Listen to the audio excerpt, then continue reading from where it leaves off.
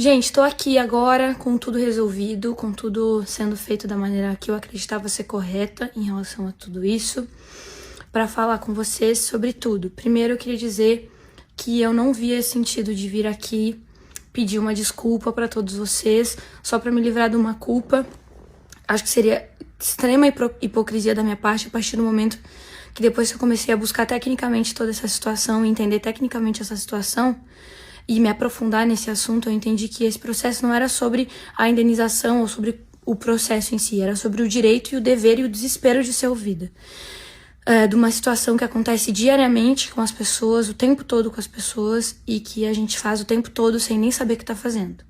Então a minha decisão, a partir do momento que eu entendi tudo isso, foi sair daqui e primeiro resolver todas as questões com a Isabel, conversar com a Isabel, desculpa diretamente para a Isabel, ouvir a Isabel, para depois vir falar qualquer coisa aqui, enfim, e também resolver isso judicialmente, que é a forma correta disso ser resolvida.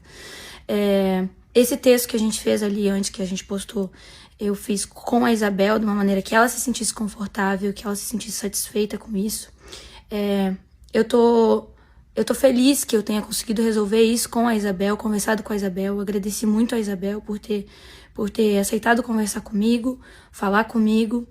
E agora sim eu acho que eu me sinto pronta para vir aqui falar sobre isso e pedir desculpa agora publicamente também para Isabel, reiterar meu pedido de desculpa para Isabel e estender esse pedido de desculpa a toda a comunidade preta e todo mundo que sofre com racismo estrutural todos os dias, o tempo todo. Também já quero pedir desculpa em relação a tudo que foi postado, tanto por mim quanto pela minha equipe jurídica e tudo mais, porque naquele momento a gente também estava vivendo uma coisa muito confusa, foi em 2020, e a gente ficou sabendo disso, eu fiquei sabendo disso, por uma matéria distorcida, alegando que eu tinha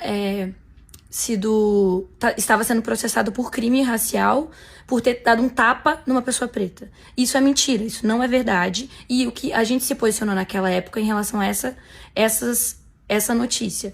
E na época tava saindo várias outras fake news, então a gente também meio que colocou isso no bolo todo. Inclusive processamos o jornalista, e isso é uma outra... Só que isso é um outro assunto. E isso foi muito deturpado e também muito por falta de entendimento de toda a situação também. Lidando o tempo todo de uma maneira errada, lidando sempre de uma maneira muito jurídica da situação e sem entender a parte humana. Então, naquele momento em que o meu jurídico falou sobre, ele também estava falando muito sobre o que estava sendo falado e não necessariamente sobre o que estava realmente acontecendo, que era esse processo indenizatório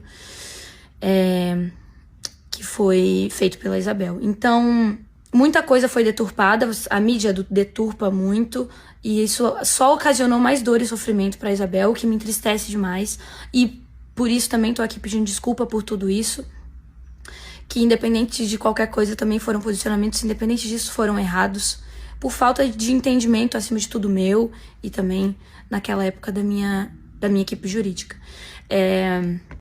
Gente, é isso. A nossa educação é racista.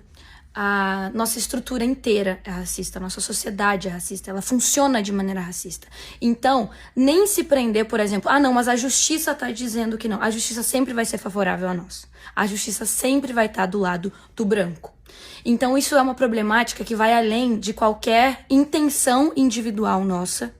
O racismo estrutural é uma coisa que está entranhada na sociedade e que tem que partir de atos como esse, por exemplo, da Isabel, de tomar essa atitude, porque é a forma que ela poderia ser ouvida, e olhe lá, entende? Então, isso é uma situação extremamente problemática e passou do horário, do tempo da gente. Não é que nós brancos a gente tem culpa do que nossos antepassados fizeram, mas a gente tem responsabilidade para mudar essa estrutura. Só da gente existir, a gente reproduz o racismo, porque a gente está numa estrutura racista em que os nossos privilégios independem da nossa vontade, entende?